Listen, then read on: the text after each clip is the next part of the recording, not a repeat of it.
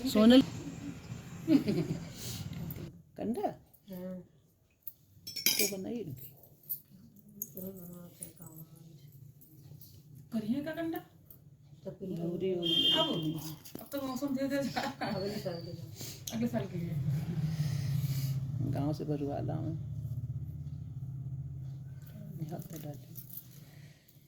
ठीक तौलिया रही रहे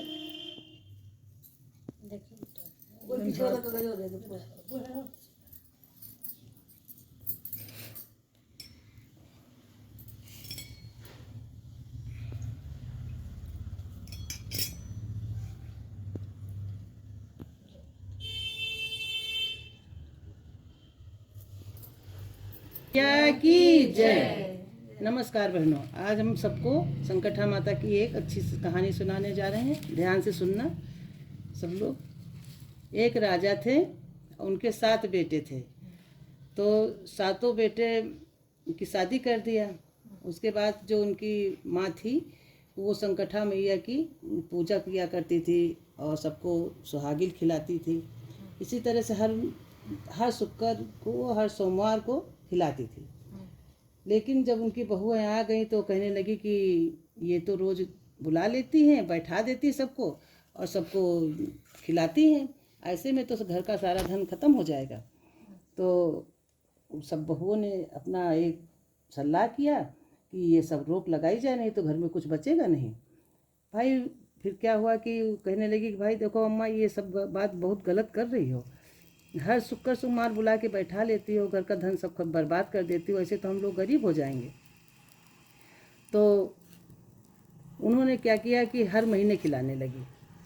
ऐसे हर शुक्र सोमवार को खिलाती थी, लेकिन वो हर महीने खिलाने लगी।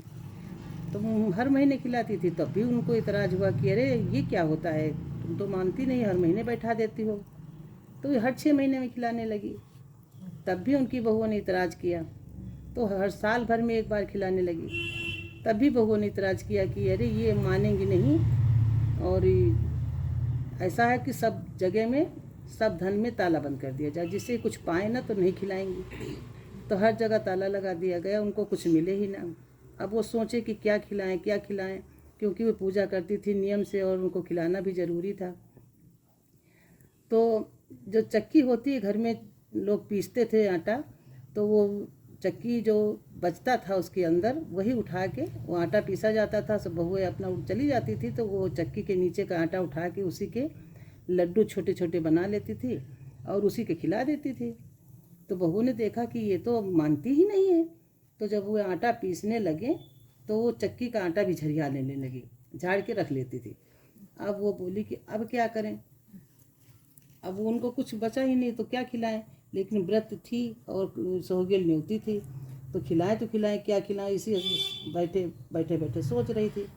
और सबसे कह रहे थे कि मुझे कुछ खिलाने के लिए दे दो, तो कोई कुछ दे नहीं रहा था। सब बहू इतना गुस्सा हुई। 6 बहू बहुत परेशान करती थी, 7वीं कम परेशान करती थी।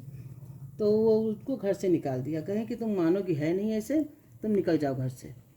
तो चली गई। अब जाते जाते एक जंगल में पहुँची, तो वहाँ बैठे बैठे रो रही थी कि क्या खिलाएं, कहाँ से लाएं, क्या करें, जब तक खिला नहीं लेंगे हम पानी नहीं पिएंगे। कुछ संकल्प था उनका कि खिलाएंगे ज़रूर पूजा की, क्योंकि वो संकटा मैया की बहुत बड़ी भक्त थी।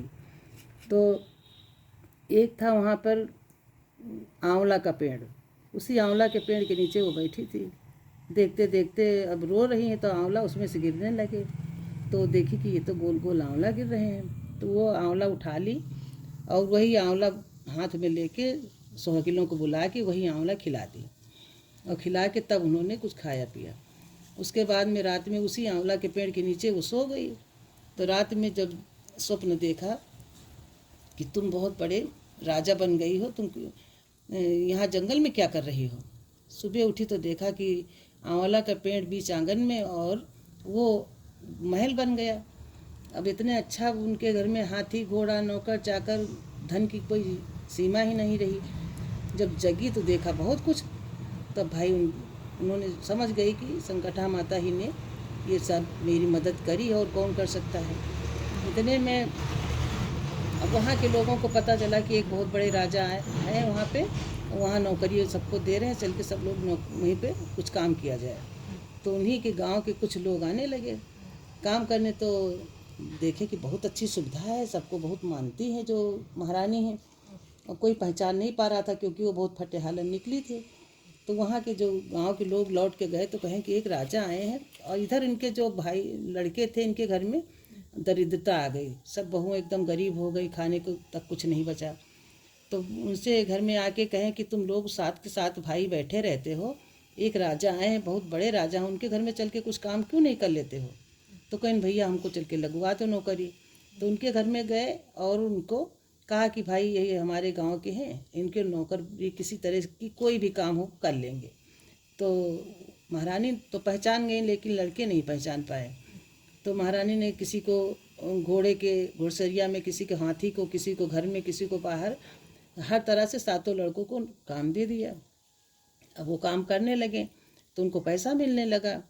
तो वो सोचने लगे कि घर में औरतें बैठी रहती हैं और इनको भी अगर कुछ काम मिल जाए तो ये भी कुछ कमा लिया करें तो खाने को हो जाएगा। तो एक दिन एक नौकर से बोले कि तुम लोग बात कर लो महारानी से कि अगर कहें तो हम अपने घर की औरतों को ले आया करें। तो जाके पूछा तो कहा कि हाँ हाँ ठीक है, ले आइए, सबको काम मिलेगा। अब भाई वो गए और अपनी बहुओं से कहा कि तुम लोग घर में बैठी रहती हो, चल के कुछ काम करो, वहाँ बहुत काम है, वो महारानी बहुत अच्छी हैं। तो सब औरतें भाई चल दी, आई, सातों की सातों बहुएं आ गई। अब आई तो देखे तो कोई झाड़ू लगा रहा, कोई पोछा, कोई काम कर रहा, खाना बना रहा है। और छोटी बहू को लगा कि उनकी सेवा करने के लिए कि महारानी को नहलाए धुलाए, कपड़े पहनाए।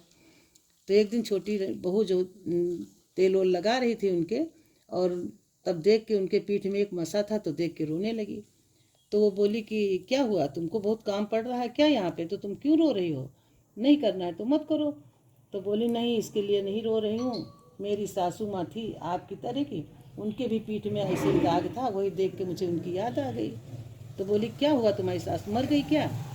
कहीं कुछ पता ही नहीं मर गई हैं कि जिंदा है, क्योंकि कुछ पता नहीं हम लोगों को। कहीं क्यों, तुमको क्यों नहीं पता है, तुम्हारी सास है तो तुमको पता होना चाहिए। तो कहीं कि नहीं पता नहीं, इसलिए कि वो रोज़ पूजा करती थी, इसीलिए हमारी सब जिठानियों ने उनको घर से निकाल दिया था, और तब से पता नहीं कि वो हैं भी कि नहीं हैं। तो इतने में उनको दया आ गई, उन्होंने कहा कि दाग को देख के पहचान गई, लेकिन सासू को देख के नहीं पहचान पाई, मैं ही तुम्हारी सास हूँ और हम ही को तुम लोगों ने घर से निकाला था।